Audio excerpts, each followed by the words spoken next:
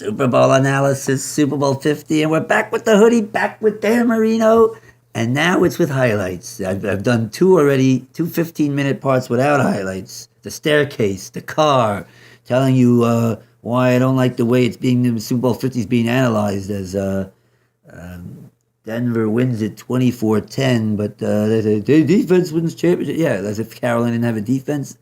As a matter of fact, the way I'm going to do this is just going to show highlights, go through the game, and then I'm going to, after a while, go, okay, we've seen this till now, and then I'll offer my analysis of the whole thing. But let's do S.A.L.T. What S.A.L.T. does best is just play-by-play analysis and show you a lot. And I'm going to have a lot of things that you have not heard, or a lot of things that should be mentioned more and emphasized more. First, again, a little setup of the coming into the game, why I thought for sure Carolina would win. You got Denver with the great defense and the great pass rush, and you got Wade Phillips running it. Where? And Von Miller, fine.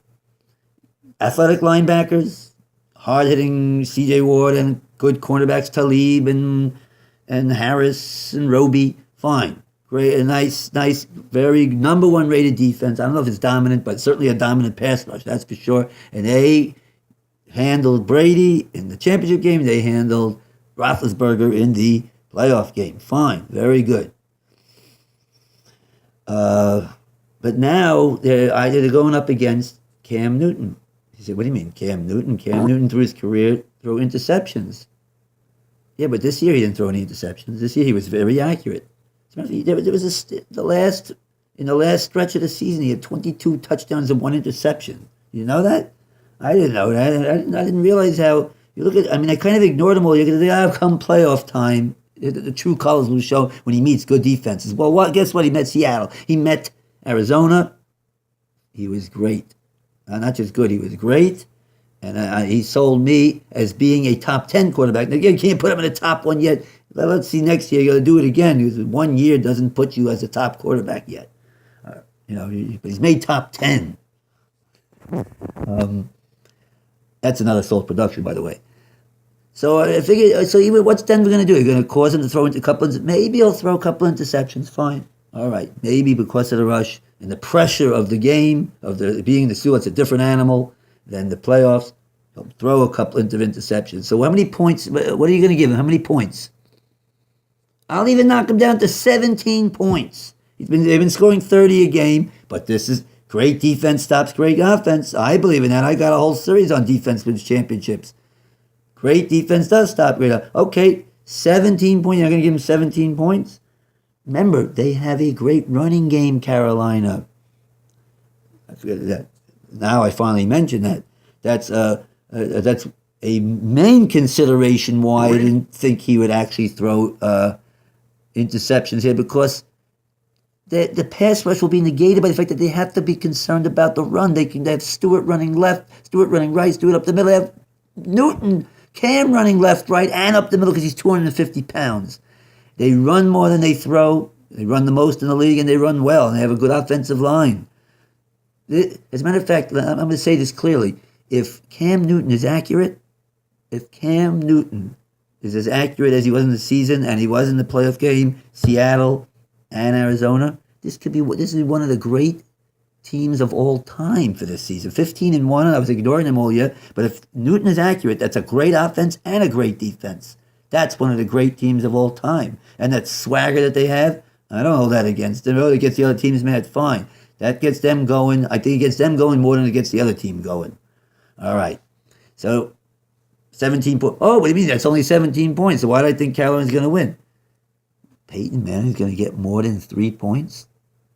6 points? You say, why? Peyton Manning, come on. He's lost his arm strength. He was good against Pittsburgh. That's a little bit of a weaker defense. But against a strong defense in New England, if not for the fact that Belichick gifted him 7 points, they don't win that game. And he didn't do much after that first drive. And again, against Carolina defense. Now let's go to the Carolina defense. Not as good a pass rush, but Kuechly and Davis, linebackers, and a decent pass rush, and a very strong middle with the star, a lot of star Talatali, and Short in the middle. I mean, it's a very good defense. And the Norman, the weakness is the back secondary, but Peyton Manning's not going to be able to take advantage of that. What reason did it believe that they're going to get more than 6 to 10 points in this game? So even if they cause Cam Newton to struggle a lot, I'm telling you, if they cause him to struggle a lot, Carolina should still win this game by 7 points, because certainly Peyton Manning's going to struggle in this game. That's what you would think. That's what I came into this game. Now let's go now. Here we go. Highlights. Let's do it. And we start. Denver's got the ball first. We'll move Daniels over to the right side. And here come the Panthers chasing after. Wow. First play. As a matter of fact, I said, I didn't think, at one point I was getting very confident about my prediction that Peyton Manning would do nothing. And I said, I don't know if he's going to get a first down. Remember in my Saturday night, I was talking about how Brock Osweiler is not going to get it done. What do you mean? Why are you talking about Brock Osweiler? Because they're going to take Manning out in the end of the first quarter if they have any courage. Meanwhile, he comes right out with a 20-yarder there.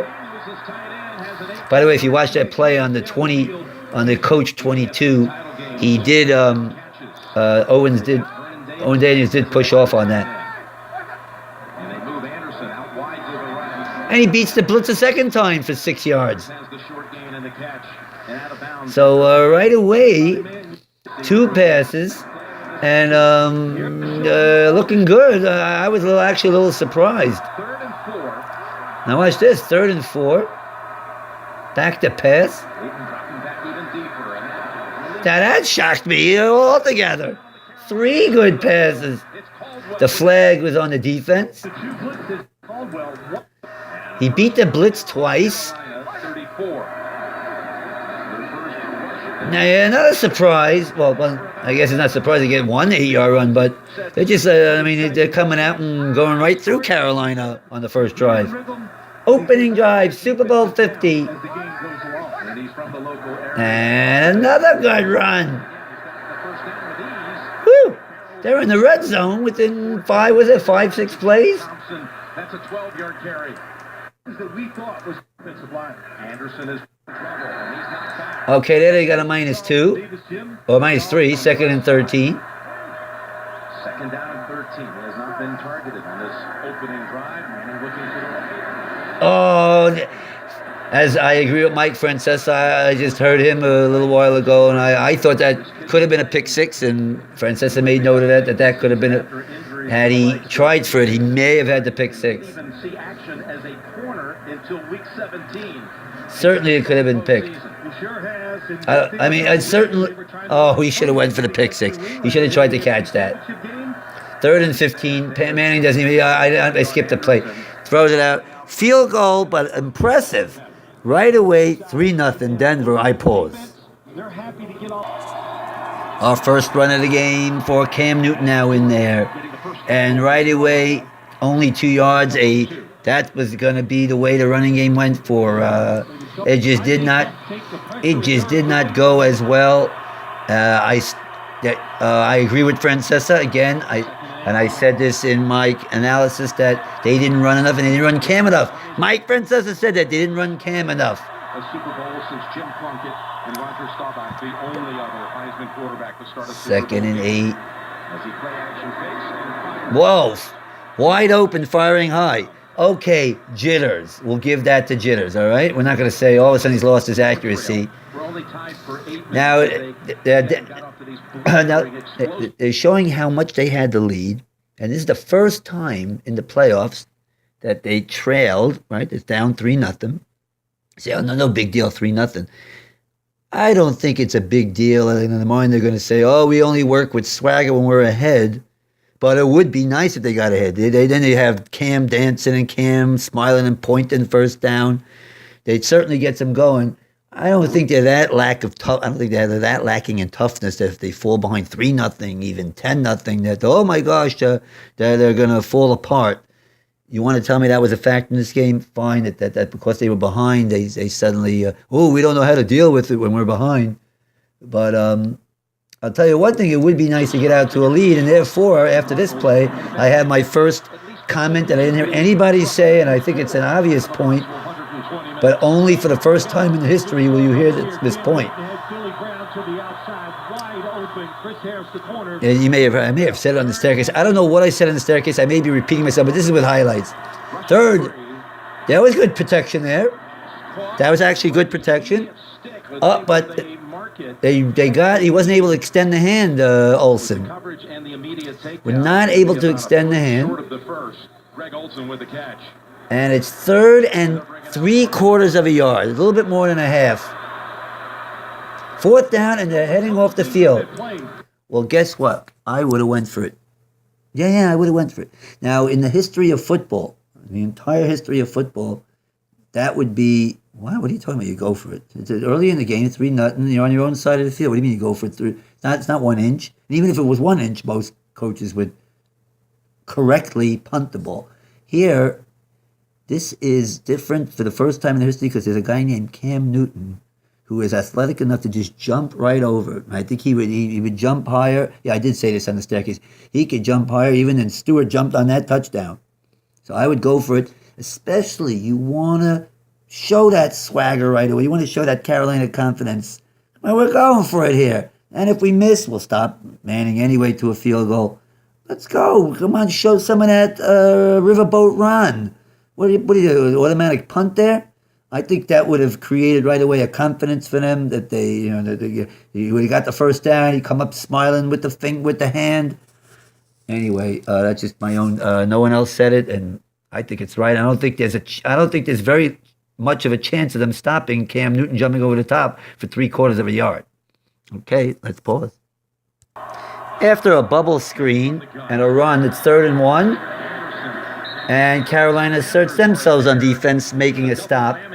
Of course, they shouldn't go for it. They don't have Cam Newton to jump over the top. Peyton Manning could probably get up about 1 inch. But just to show a little bit of Carolina asserting themselves on drive 2. It's still 3-0 Denver. Okay, a 50-yard punt. And that's going to be a theme in this game that nobody mentioned. 50-yard punt, no return. Actually, -1. He actually went backwards. Cam Newton. Did anybody mention the fact that Denver punter can punt it at 50 yards without any return? All right, that's one of their famous plays where they fake the run, and because you have to honor their run, he's got time.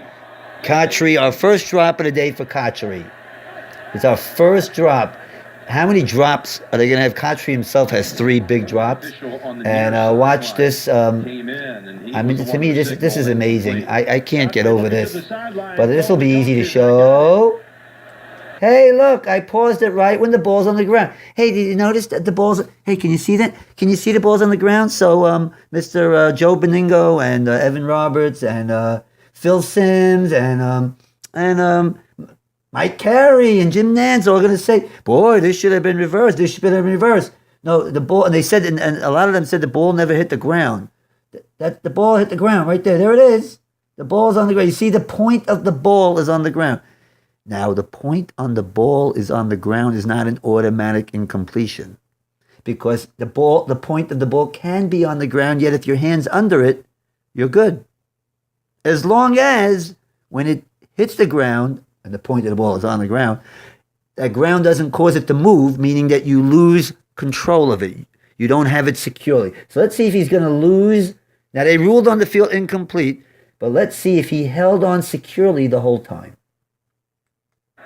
Whoa. The ball moved up, so I'm going to go back. Let's run that again. On the near sideline. Let's run that again. Watch. And I'm going to run it fast, and you're going to see that the ball seems to not be secure. Okay, ball hit the ground. Oh, and it popped up. Oh, and then it ended up between his elbow. Not clear. Because it's not clear whether he kept control of the ball. Inconclusive. Play stands is called incomplete.